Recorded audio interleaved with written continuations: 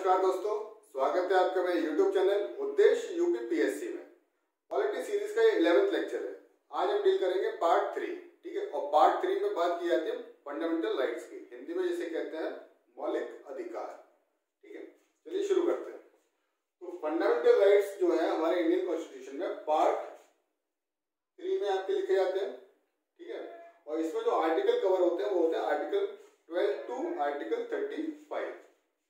Article 12 से article 15 तक इसमें कवर होते हैं, ठीक है।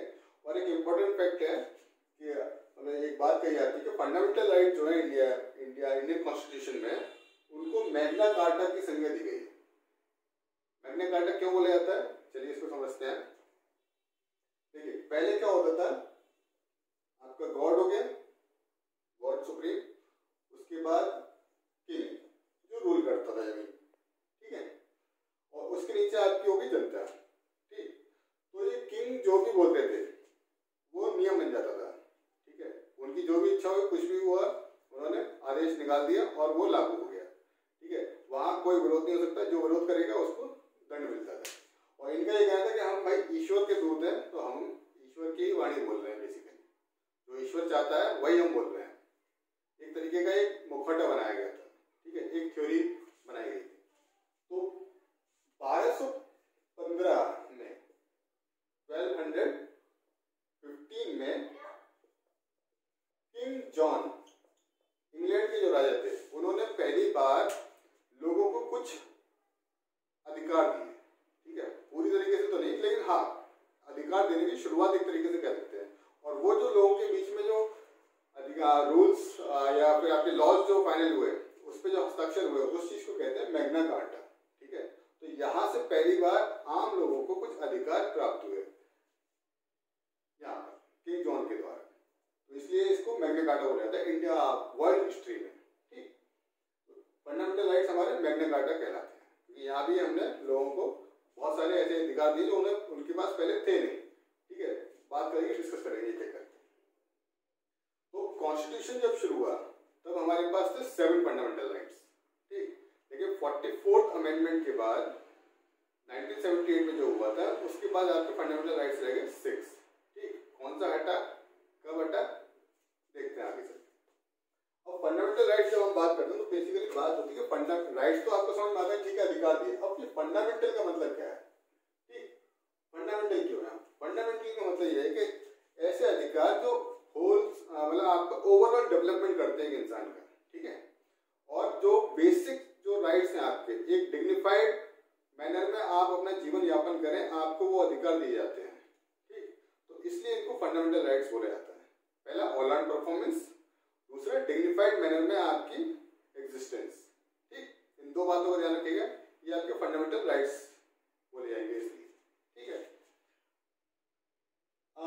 अमेरिका में जो फंडामेंटल राइट्स हैं, अमेरिका में क्या बोला, क्योंकि अमेरिका से हमने फंडामेंटल राइट्स का प्रोविजन अडॉप्ट किया है, ठीक है। अमेरिका में जो है बिल ऑफ राइट्स के थ्रू उनको फंडामेंटल राइट्स मिले थे, और जो कि अमेंडमेंट के द्वारा लाए गए थे, ठीक है। लेकिन इंडियन कॉन्स्टिट्यूशन में हमें अमेंडमेंट की जरूरत नहीं पड़ी। हमारे कॉन्स्टिट्यूशन मेकर्स ने ऑलरेडी कॉन्स्टिट्यूशन में फंडामेंटल राइट्स मेंशन करके दिए हैं, बकायदा एक अलग पार्ट बनाकर।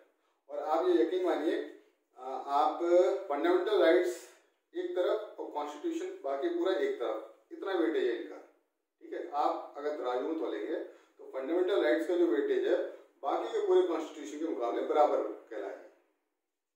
समझ सकते हैं आप इस बात को, मतलब कितने इंपॉर्टेंट है, ठीक है। तो कॉन्स्टिट्यूशन की बात हो गई, अमेरिका से लिया है हमने, बोरो किया है। एक सवाल अक्सर पूछा जाता है कि फंडामेंटल राइट्स हमने किस देश से अडॉप्ट किए हैं, ठीक है। अब हमारे जो फंडामेंटल राइट्स थे वो क्या थे, राइट टू इक्वालिटी, जिसमें आर्टिकल 14 से 18 तक कवर होते हैं हमारे, ठीक है। Right to freedom, article 19 to 22, freedom of speech, जैसे कई सारी मतलब आज़ादी की, अभिव्यक्ति की आज़ादी जिसमें वर्ड बोला जाता है, उसमें कई तरह की फ्रीडम दे रखी है। तो आर्टिकल 19 से 22 तक आपकी कवर होती है। Right against exploitation, article number 23 to 24। Right to freedom of religion 25 to 28। हाँ, यहाँ पर स्टेट का कोई रिलीजन नहीं, ध्यान रखिएगा। स्टेट मतलब भारत देश का कोई पर्टिकुलर रिलीजन नहीं है, ठीक है। लेकिन यहाँ के जो निवासी हैं उनको ये अधिकार दिए गए कि वो चाहे वो अपना धर्म फॉलो कर सकते हैं, उसकी प्रैक्टिस कर सकते हैं, ठीक है। Cultural and educational right article 29 से 30 तक। देन राइट टू प्रॉपर्टी, यहाँ जो मैंने राइट्स लिखे हैं, जो कॉन्स्टिट्यूशन जब शुरू हुआ था, कमिंसमेंट ऑफ कॉन्स्टिट्यूशन के टाइम पे जो आर्टिकल्स राइट्स मिले थे वो मैंने यहाँ पे मेंशन किए, ठीक है।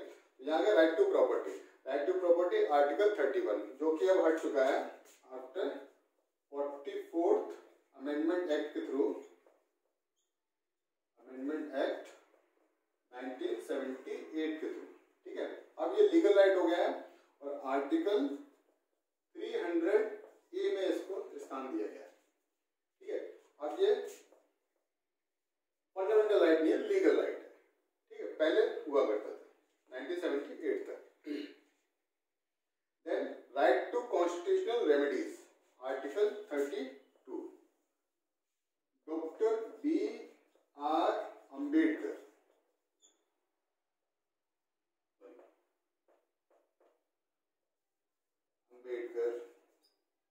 ठीक है, इनके द्वारा आर्टिकल 32 जो है very soul and very heart of the constitution है, मतलब इसको आत्मा बोला गया है, सोल ऑफ द कॉन्स्टिट्यूशन। क्या बोला गया है? Soul of the constitution. क्यों बोला गया है? इसकी भी अपनी एक कहानी है, वजह है, उसको हम डिस्कस करेंगे जब इसके बारे में बात करेंगे। तो ठीक है, देखिए इंपॉर्टेंट बहुत है ये, क्योंकि ये एक्टिव टॉपिक है, इससे लगातार सवाल पूछे जाते रहे हैं, ठीक है, और हमेशा ही पूछे जाते रहेंगे, क्योंकि ये बहुत इंपॉर्टेंट है, मेंस के लिए भी और प्रीलिम्स के लिए तो है ही है, ठीक है। तो इनमें जितने आप ये 6 आर्टिकल है, सॉरी 6 राइट्स है, इन 6 की अलग अलग वीडियो बनाएंगे, विस्तार से समझेंगे इन्हें, ठीक है, ताकि कोई भी फैक्ट हमारा छूट ना जाए, ठीक। और अलग अलग वीडियो बनाएंगे तो वीडियो की लेंथ भी कम रहेगी, ठीक है, तो आपको देखने में भी आसानी होगी, डेटा भी आपका कम खर्च होगा और आपको बोरियत भी नहीं होगी। लंबे वीडियो देखने में अक्सर बोरियत हो जाती है, ठीक है। तो right to equality, right to freedom, right against exploitation, इसको आप ऐसे याद कर सकते हैं, EFER,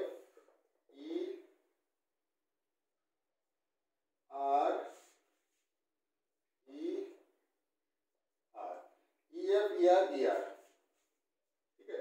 right to equality, right to freedom, right to exploitation, right to religion, right to educational and right to constitutional remedies. कैसे याद कर सकते हैं? अब बात करते हैं इसके आगे की। चलिए अब बात करते हैं फीचर्स ऑफ फंडामेंटल राइट्स की, ठीक है। तो फीचर्स ऑफ फंडामेंटल राइट में क्या है कि सम ऑफ, सबसे पहले जो है, some available only to citizens and while others to all person. अब देखिए सिटीजन और पर्सन, यहाँ पे 2 वर्ड है। सिटीजन की जब हम बात करेंगे तो इंडियन जो सिटीजन्स हैं उनके लिए हम बात करेंगे, और पर्सन में आपके सभी लोग आ जाएंगे, चाहे वो फॉरेनर्स हो, रिफ्यूजीज हो, ठीक है। तो कुछ जो फंडामेंटल राइट्स हैं वो सिर्फ और सिर्फ सिटीजन्स के लिए अवेलेबल है, ठीक है, और जो बाकी जो राइट्स हैं वो सभी लोगों के लिए अवेलेबल है। तो ये आपके फीचर्स हैं हमारे फंडामेंटल राइट्स के, ठीक है। ऐसा नहीं कि सब कोई बाहर का आदमी आया उसको हमने फ्रीडम ऑफ स्पीच दे दी, ठीक है, अब वो कुछ भी बोल के यहाँ से चला जाएगा, ऐसा नहीं होगा, ठीक है। फ्रीडम ऑफ स्पीच सिटीजन्स को मिली हुई है, ठीक है। फ्रीडम ऑफ प्रेस विदेशी मीडिया को नहीं है, लेकिन भारतीय मीडिया को ज्यादा है, ठीक है, इंडिया में। और पर्सन, एज अ पर्सन वो कहीं भी घूम फिर सकते हैं, ठीक है, दे हैव अ राइट, वो सिटीजन्स को भी है, ठीक है। Next is fundamental rights are not absolute but qualified. Absolute का मतलब ये है कि जो फंडामेंटल राइट्स में लिखा है वो आपको मिलेगा ही मिलेगा, ऐसा कोई निश्चित नहीं है, ठीक है। हाँ, उसमें कुछ रिस्ट्रिक्शंस हो सकती हैं। अब जैसे आपके पास फ्रीडम ऑफ स्पीच है, इसका मतलब ये नहीं है कि आप किसी को भी मतलब कुछ भी बोलना शुरू कर दें। आप राष्ट्रीय नेताओं को या भारतीय जो स्वतंत्रता सेनानी है उनके लिए अपशब्द बोलना शुरू कर दें, ठीक है। आप रोड पर जा रहे हैं, आप उसको अब्यूज करना शुरू कर दें, ठीक है, भले वो फ्रीडम ऑफ स्पीच है, लेकिन उसमें रिस्ट्रिक्शन है कि आप उसको आहत नहीं करेंगे, ठीक है। तो fundamental rights are absolute but qualified, absolute नहीं, ठीक है, कहीं ना कहीं थोड़ी बहुत रिस्ट्रिक्शंस है और वो जरूरी भी है। Available against arbitrary action of state, अब स्टेट को भी यहाँ पे लिमिट करती है। फंडामेंटल राइट जो है स्टेट के अगेंस्ट हमें मिलती है। स्टेट का मतलब ये है कि हम पूरे यूनियन की बात कर रहे हैं, कंप्लीट यूनियन की बात कर रहे हैं, ठीक है। स्टेट मतलब गवर्नमेंट आपकी हो गई, ठीक है, आपके राज्य की बात नहीं कर रहे हैं। तो स्टेट जो है कोई ऐसा कानून लगा दे, कोई ऐसी मतलब कोई लॉ ना बनाते जिससे आपके फंडामेंटल राइट्स इफेक्ट करें, तो उस पर आप उसके अगेंस्ट सुप्रीम कोर्ट में जा सकते हैं। ठीक है, तो अगेंस्ट द आर्बिट्री एक्शन, आप समझिएगा ध्यान को, मतलब उसका तानाशाही रवैये के खिलाफ आप सुप्रीम कोर्ट जा सकते हैं और उस ऐसे कानून को नल एंड वॉइड करवा सकते हैं। ठीक है, negative character plus positive character of fundamental right. Negative character कैसे है कि अभी मैंने आपको बताया स्टेट पे रिस्ट्रिक्शन लगाता है ये, ठीक है, उसकी पावर्स को लिमिट करता है, उस पर लगाम लगा के रखता है कि हमने जो सरकार चुनी है वो हम पे ही तानाशाही ना शुरू करते हैं। ठीक है, और पॉजिटिव करेक्टर किस तरीके से कि भारतीय नागरिकों को ये कुछ प्रिविलेजेस देती है जो कि स्टेट के पास नहीं है। ठीक है, एज ए गवर्नमेंट आप जब फॉर्म कर लेते हैं तो आपके पास उतनी प्रिविलेजेस नहीं रहती जितनी कि एक आम नागरिक उन फंडामेंटल राइट्स को एंजॉय करता है। Are the justiciable? Yes, they are justiciable. मतलब आप अगर आपके फंडामेंटल राइट्स को ये सरकार वायलेट करती है या कोई भी संस्था आपकी वायलेट करती है तो आप उसके लिए कोर्ट में जा सकते हैं। ठीक है, लड़ सकते हैं उनके लिए, अधिकारों के लिए अपने, तो they are justiciable. Next is not permanent. Permanent का मतलब ये है कि आपके जो हमने पहले बताया था कि 7 फंडामेंटल राइट्स हमारे बने थे, और वो ऐसा नहीं वो 7 के 7 आज भी चल रहे हैं, उसमें से एक कम हो गया, काट छाट हो गई उस पर। ठीक है, हमने उसको मूव कहीं और कर दिया, 300A में चला गया, राइट टू प्रॉपर्टी, जो कि आपका पहले फंडामेंटल राइट था। ठीक है, तो they are not permanent, they can be change by the constitutional amendment.